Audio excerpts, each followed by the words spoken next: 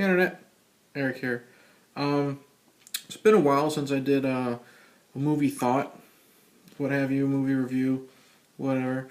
Um, because I've been focusing on, I did some cartoon commentaries, did a rant recently, and just some random stuff. Um, yeah, I haven't really done a review since, what was it, 2 months? Critters 4? Anyways, what is this? I never go to Walmart. I never go to Walmart unless it's like Halloween time because I know the horror movies will be, cheap as shit. And I'd seen this movie probably a million fucking times. And I never upgraded it to DVD. I still got the clamshell VHS in my bedroom. But I figured $5, what the fuck, why not? Tonight I'm going to discuss Beetlejuice, starring Michael Keaton and Geena Davis, Alec Baldwin, Catherine O'Hara, Jeffrey Jones, Winona Ryder, Robert Goulet has a little cameo, directed by Tim Burton, and this came out in '88, I believe. If I'm wrong, I'll have the year it came out in the title. God, I remember seeing this in theaters with my parents. I don't know if this was the first movie I saw in theaters. It was either this or Big Top Pee-wee, depending on when they came out. Anyways, I saw this back then, and I fell in fucking love with it. I fell in love with Tim Burton films back then, what have you. And I couldn't tell you how many times I've seen this movie. I probably haven't seen this movie in probably over 10 years. Took a chance. Well, I didn't really take a chance. I already said I fucking love this film. Bought it for $5, put it in the DVD player, and fell back in love with this film. And oh my god. And I'll tell you why. First off, if you're new to my channel, welcome. I do give potential plot spoilers when discussing my films, so if you haven't seen Beetlejuice for some odd reason, stop this video, go check it out, and come back. Okay, we are following the Maitlands, Barbara and Adam, played by Geena Davis and Alec Baldwin.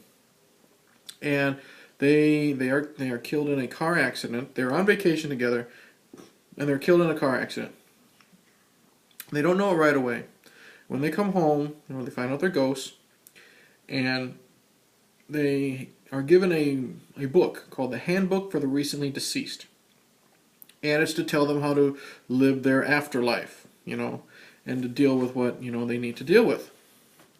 Eventually, their house is sold to Jeffrey Jones, to the Deetzes, Jeffrey Jones, Catherine O'Hara, and their daughter. Catherine O'Hara is a stepmom, but their daughter Lydia, played by Winona Ryder. So now we are following the Maitlands, having to deal with the Deetzes living in their home.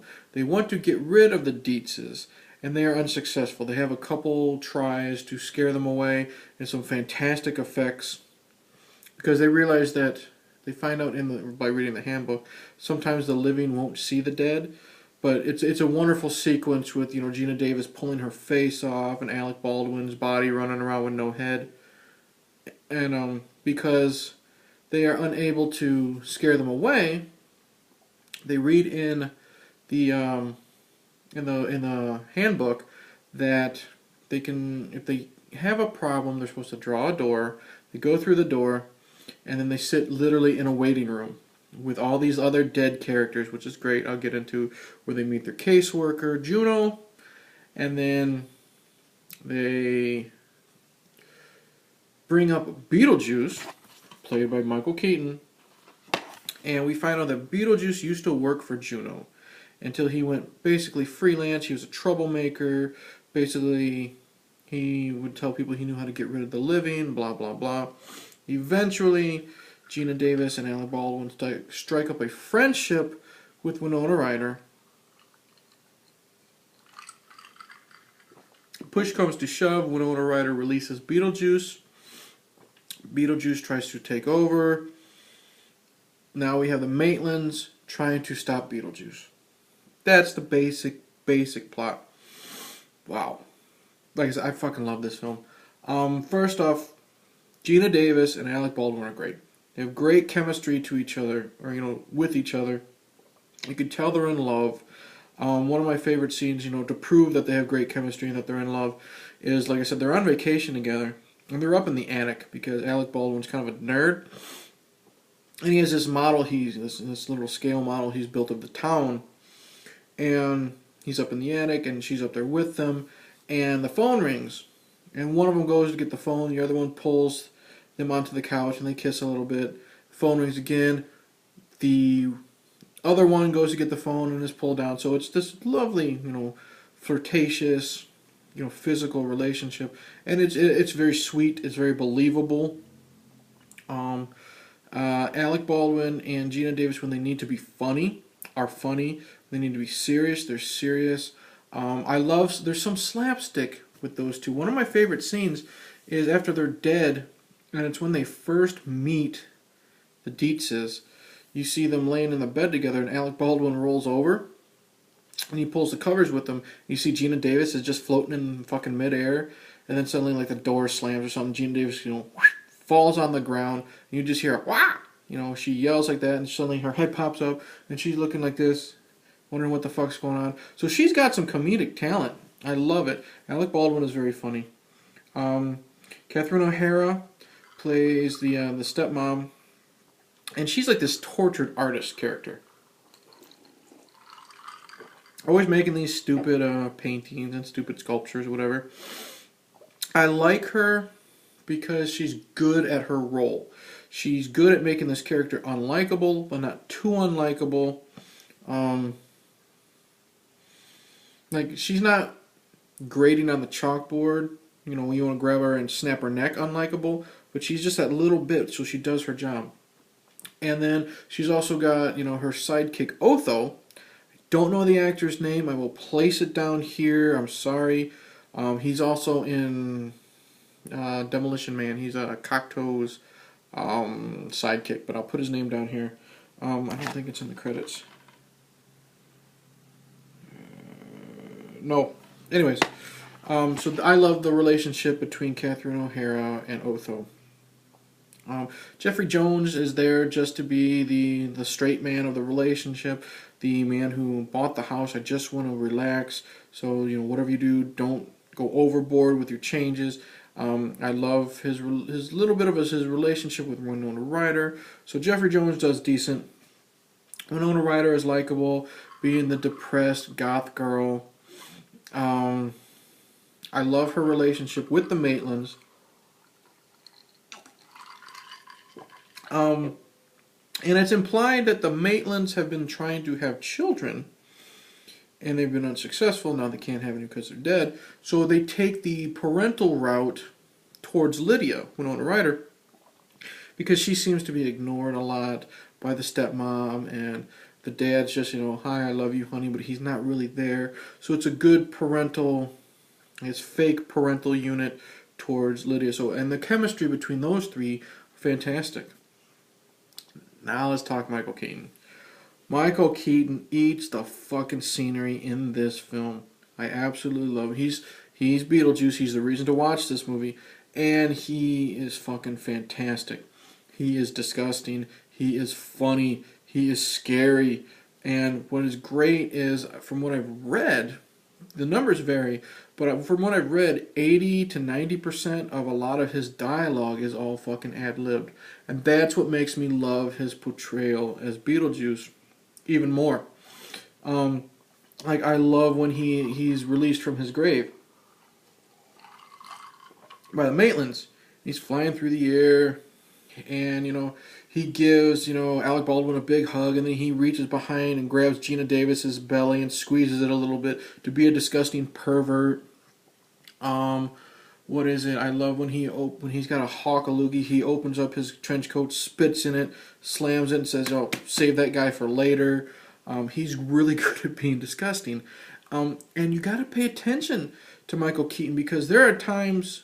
I've seen this movie 100 times, and just recently when I watched it the first time, I noticed it's the scene where they don't know if they want to. The Maitlands don't know if they want to work with Beetlejuice yet, so they ask him if he could be scary. And They said, let me talk to my, Alex says, let me talk to my wife. So he turns around and talks to Barbara, and you just see Michael Keaton just making a jerk-off motion. Never noticed that until now. Like I said, and then like he's good at being funny, he's good at being disgusting, he's good at being scary. Because there are scenes where you can tell he can kill you or make your life miserable with just a snap of his fingers. And you believe it. He's there to cause chaos, and he's enjoying what he's doing, and that comes out in Michael Keaton's performance.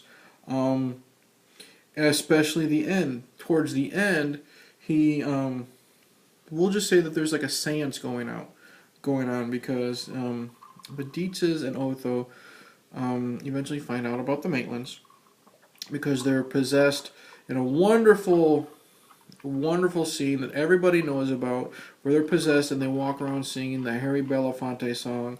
I think it's either called Deo or the Banana Boat song, one of the two. And they learn about the ghost, they're possessed, and they think it's a funny parlor trick. So eventually they hold a seance, and the seance is killing the Maitlands for the second time. So Lydia, afraid, releases Beetlejuice. And you see, he tells Lydia the only way he'll do that is if she gets married, and she'll agree to that, and blah, blah, blah. When we get to the scene where they're trying to stop the marriage, the intensity is built up, and Michael Keaton is there being scary, being intimidating, but also being funny, with the chemistry between him and Geena Davis and Alec Baldwin. Wonderful. There's some stop motion effects in here that are really great. Every time the Maitlands leave, since they're now confined to the house after their death, every time they leave the house, they walk into this alternate dimension, and there are sandworms there. And this sandworm is this gigantic worm with like two heads, or like an outer layer and an inner layer, that looks really cool. This really wonderful stop animation. There's a scene where they're talking to their caseworker, Juno, and she's saying, your little parlor trick, meaning, the Deo banana boat scene doesn't work.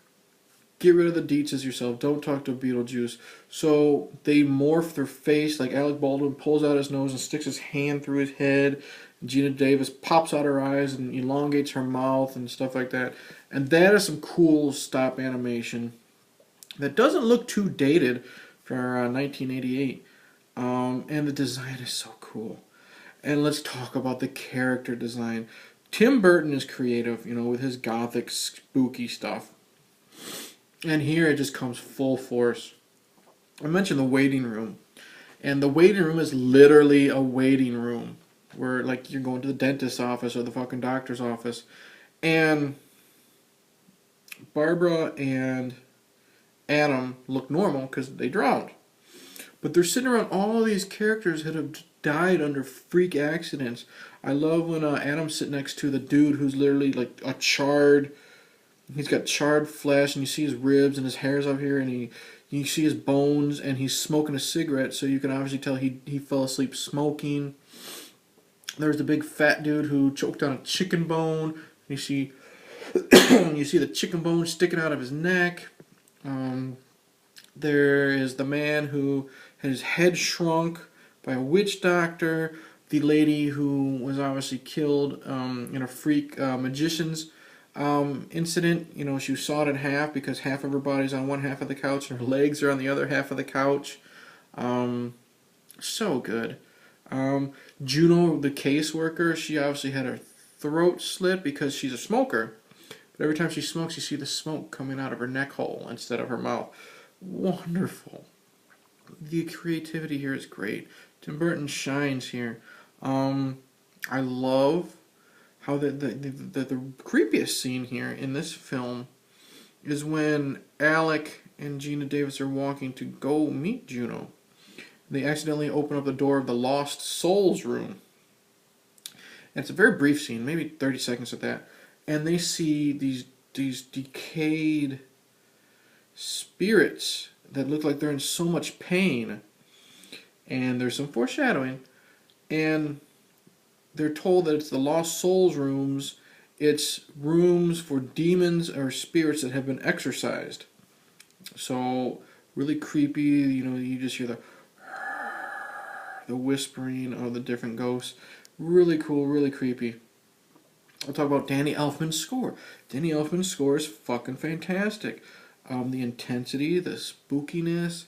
You know, Danny Elfman has had, I don't know how many Tim Burton films he's worked with or worked on. Nails it here, knocks it out of the fucking park.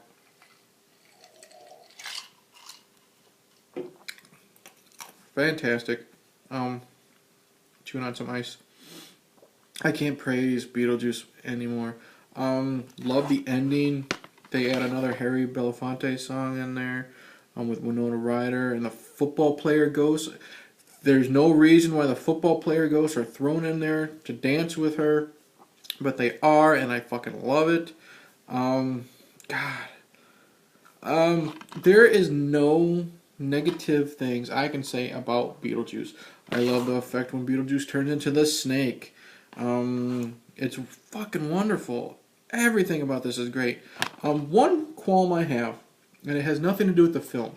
It has to do with the DVD. This here, I don't know if you can see with the glare. I'm not going to turn on the fucking light. It says 20th Anniversary Deluxe Edition.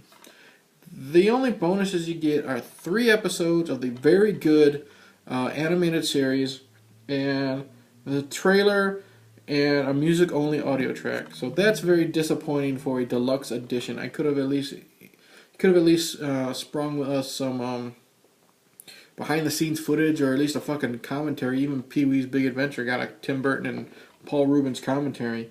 I mean, even if you can't get Michael Keaton, Tim Burton fucking do a commentary. I want to know how you did a lot of this shit because it's fucking fantastic. My favorite Michael Keaton film. I can't wait to see Michael Keaton as the Vulture in Spider-Man Homecoming. Loved him in Mr. Mom. Love him in Pacific Heights. Watch him in Pacific Heights. The first 2 Batman films, what have you. My favorite Tim Burton film. And that's saying a lot because I love Tim Burton. First 2 Batman films. Big Fish, Edward Scissorhands, you know, Sweeney Todd. You know, I can go on and on. I even like the Planet of the Apes remake. But I digress. Beetlejuice. Highly recommended. Could be scary for young kids. I mean, it's rated PG, but it's got some scary themes. So it's up to your discretion. I do have a friend of mine. She let her 8-year-old son see it. He absolutely loved it. So it wasn't too scary for him. But again, it's up to your discretion. But yeah, Michael Keaton as Beetlejuice, or the movie in general, fucking fantastic. 5 stars out of 5. Absolutely no complaints. Go out and somehow see this right now. They got talks of a sequel happening. I'm not looking forward to a sequel because this movie is perfect on its own. I'm interested, but I'm not looking forward to it. Anyways, thank you for watching. Thank you for, hopefully you liked this video. Hopefully you've checked out my other stuff. If not, check them out.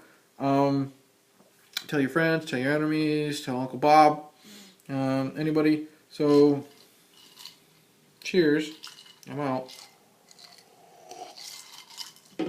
Cheers. Go see Beetlejuice and nice fucking model.